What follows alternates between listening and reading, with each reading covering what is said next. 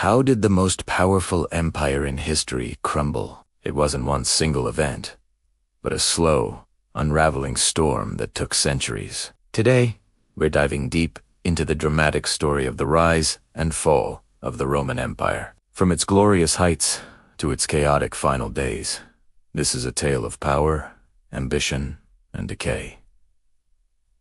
Let's start at the beginning. Rome wasn't always an empire. It began as a republic, a society governed by elected officials. But everything changed after the assassination of Julius Caesar. The republic spiraled into civil war, and out of the chaos rose one man, Octavian, who would soon be known as Augustus. He became Rome as first emperor, ushering in an era of autocracy. Augustus was a political genius. He maintained the illusion of the old republic while consolidating all real power in his hands. He reformed the military, stabilized the economy, and launched massive public works projects. This set the stage for centuries of expansion and centralized rule, laying the foundation for what we now call the Roman Empire. Under the early emperors, Rome's power grew at an incredible pace. Its legions marched across Europe, Africa, and Asia, conquering vast territories. At its peak, the Roman Empire stretched from the cold, rainy shores of Britain all the way to the sun-scorched deserts of Iraq.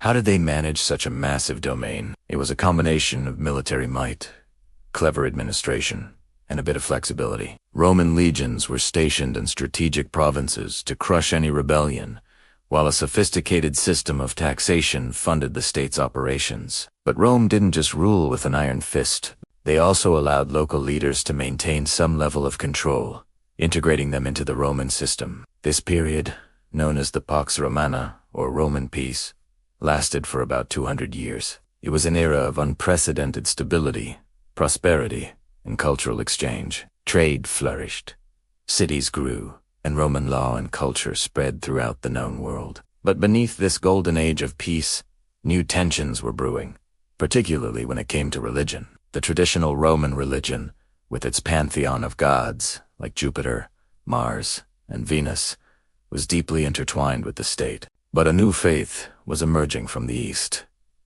Christianity. At first, the Romans viewed Christians with suspicion. Their refusal to worship the Roman gods and the emperor was seen as an act of defiance and disloyalty. This led to periods of intense persecution. Christians were arrested, tortured, and executed in brutal public spectacles. But instead of stamping out the faith, the persecution only seemed to strengthen it. The stories of martyrs inspired others, and Christianity continued to gain followers, especially among the poor and marginalized. The turning point came with Emperor Constantine. In the early 4th century, he not only ended the persecution, but eventually converted to Christianity himself. This was a monumental shift. The religion that was once outlawed would soon become the official faith of the empire, fundamentally changing Rome's identity forever. While religion was causing internal friction, the empire's leadership was also starting to crack. The period after the Pax Romana was marked by a series of weak,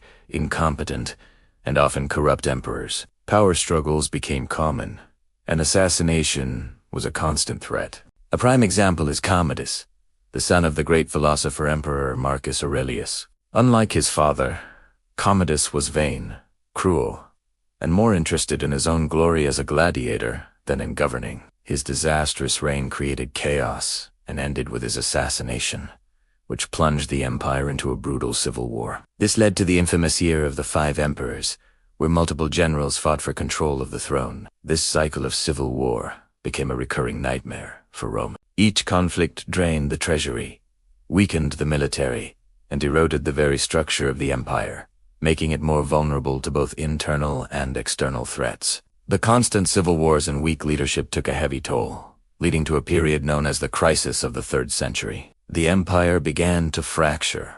With Rome's central government in chaos, local leaders and generals took matters into their own hands. In the West, the Gallic Empire broke away, controlling Gaul, Britain, and parts of Spain.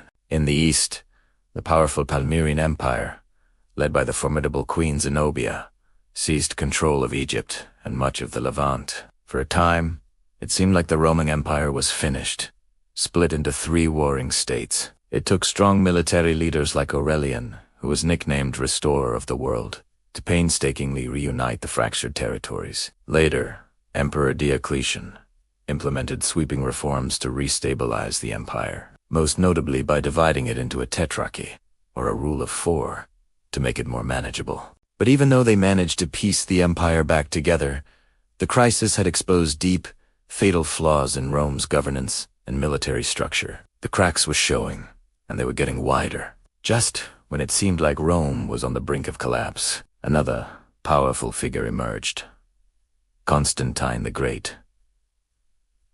Building on the reforms of his predecessors, Constantine worked to restore the empire's strength. He reorganized the army, introduced a new stable gold coin called the solidus to fix the economy, and, most famously, he championed Christianity. By promoting religious unity under a single faith, he hoped to mend the social divisions that had plagued Rome for decades. His most lasting legacy, however, was the founding of a new capital. He moved the heart of the empire from the city of Rome to a new city he built on the site of the ancient Greek colony of Byzantium. He named it Constantinople, the city of Constantine.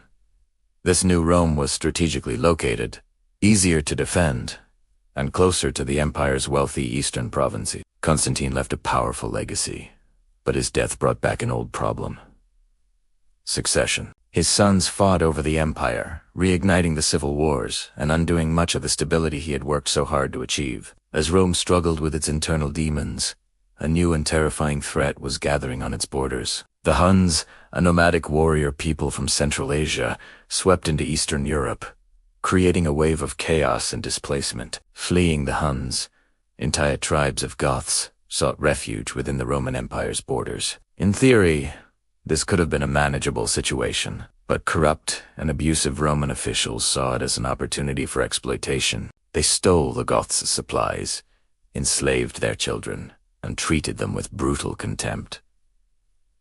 Pushed to the brink of starvation and desperation, the Goths finally revolted. What followed was a series of devastating wars. The Battle of Adrianople in 378 CE was a catastrophic defeat for Rome, where an emperor was killed and a huge portion of the Eastern army was wiped out. This was a turning point. It shattered the myth of Roman invincibility and demonstrated that the empire's borders were no longer secure. The Gothic crisis marked the beginning of the end for Roman control over its own frontiers. To fund the massive armies needed to defend against constant invasions, the Roman government imposed crushing taxes on its citizens. This heavy burden fell disproportionately on the small farmers and the working class. While the wealthy elite often found ways to evade payment, the tax system was rife with corruption, with officials skimming money for themselves, driving many people into poverty and debt. This widespread economic hardship led to growing resentment and internal rebellions. People who were once loyal Roman citizens began to see the government as an oppressive force. In response, the state cracked down hard on any form of dissent. This included renewed religious persecution, particularly against pagans and Christian heretics, as emperors tried to enforce a strict, unified orthodoxy. But instead of creating unity, these harsh measures only alienated the population further, eroding public support for an empire that seemed to be collapsing from within. The final, decisive split of the empire came after the death of Emperor Theodosius I in 395 CE. He was the last emperor to rule over a united Roman Empire. Upon his death,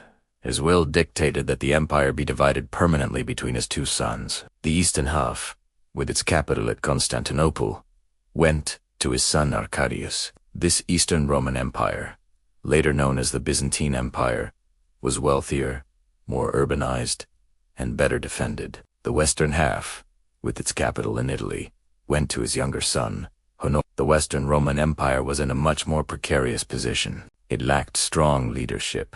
Its economy was in shambles, and it was directly in the path of the relentless barbarian invasions. While the East would weather the storm and continue to thrive for another 1,000 years, the West was left exposed and vulnerable, teetering on the edge of total collapse. The end came in the 5th century. A series of invasions by Vandals, Goths, and Huns carved up the Western Empire's territory. Roman authority crumbled, and the emperor became little more than a puppet controlled by barbarian generals. The final act came in for 76 CEA. Germanic chieftain named Odoacer led a revolt, marched on the capital, and deposed the last Western Roman emperor, a young boy ironically named Romulus Augustulus. Odoacer didn't bother to name a successor. He simply sent the imperial insignia to the emperor in Constantinople, signaling that the Western Empire was no more. Politically, the Roman Empire in the West was finished, but its legacy endured. The intricate system of Roman law became the foundation for many modern legal systems.